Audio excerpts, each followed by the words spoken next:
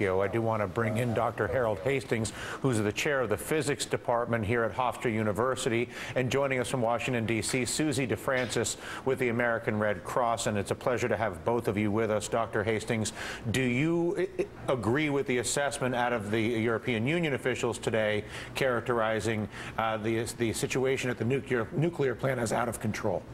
Let me just begin by saying that what we heard before was the major disaster. The disaster was the tsunami. And tragically, probably everyone missing is not going to be alive. It will be more than 10,000 deaths in the tsunami. Compared to that, the nuclear event is bad, but it's nowhere near as bad. It looks like they're now getting it under control. If we can get the if we can get the reactor cooled down, then it will be a simple matter to shut things down. And I think people are having it under control. I would leave the area if I could, just as a common sense safety measure. But the major problem is really the tsunami, and the radiation risks are there. But I think the real thing is not to overreact to it. Speaking of the known and real disaster, Susie, that is the tsunami and was borne out in the reporting that we just saw from Lee Cowan at that hospital, can you give us a sense of your assessment of your organizations and others like you, your ability to respond to this at this point? Well, the Japanese Red Cross, which is our counterpart, is a very strong organization, relief organization. They have about 2 million volunteers. They have already mobilized.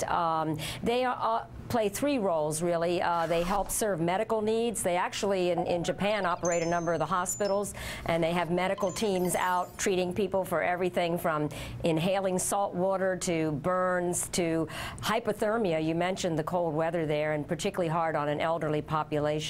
So they are out responding. As you mentioned, there's over 500,000 people in shelters. That's a huge number of people, and they're going to be there probably for a very long time because they've lost their homes and their livelihoods, not to mention loved ones. So tending to their needs, whether it's food, water, blankets, and then mental health needs. As you said, these people have been through multiple shocks and crises, and it's not over yet with the concerns about a nuclear meltdown. So there's a lot to do, but we have a very strong organization, and they are a great partner for us, and the money that we're raising will go to the Japanese Red Cross to help with those needs. And then turning back to the nuclear disaster, or the nuclear variable is really what I should call it, Dr. Hastings, what gives you the relative confidence that whatever happens here will likely pale in comparison to what's already being dealt with? Well, let's just ask ourselves what is likely to happen and get an estimate. So there's been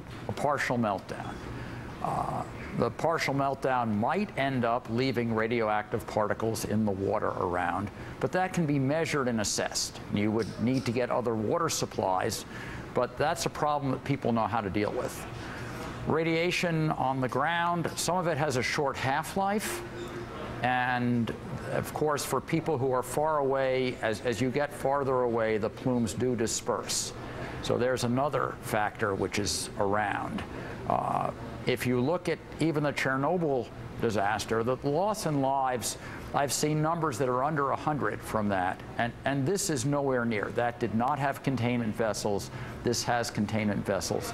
This is a very different design, and I think the assessments that we've seen that it's likely somewhat worse than 3 Mile Island and not as bad as Chernobyl, to my mind, are still correct.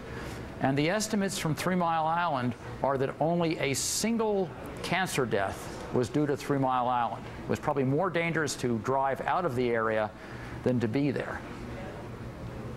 I want to turn to the area itself now, Susie, if I can. How much of an assessment is there geographically as to the affected area, specifically with so many of the homeless? And if you could put this in the context of other relief efforts that your organization and your sister organizations have dealt with. Sure. Well, if you compare the number of people in shelters, it's probably well over what we had in shelters after Katrina.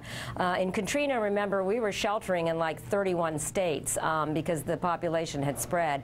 But this is a big number, over 500,000.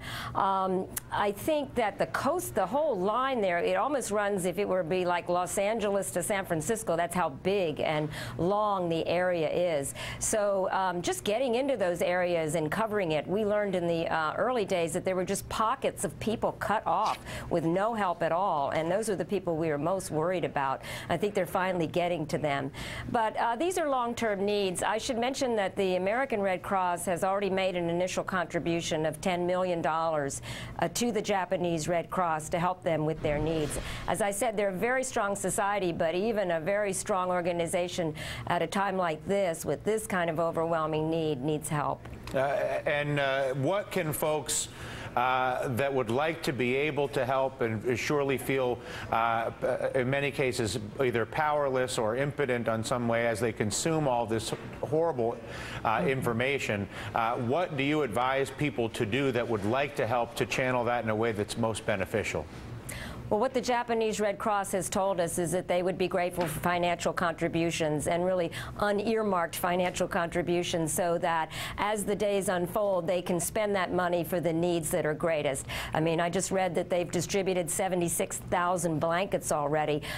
They've had those obviously in their warehouses. They're going to need to replenish them and probably have more. But the financial contribution allows them the flexibility they need to meet the needs that are going to be forthcoming. All right. Thank you so much, both of you, for incredibly valuable information. Dr. Hastings, thank you for the context and the perspective on the nuclear issues. And Susie, again, thank you for helping us to get a little bit better understanding of not only what's going on, but what we can do to try to be remotely helpful.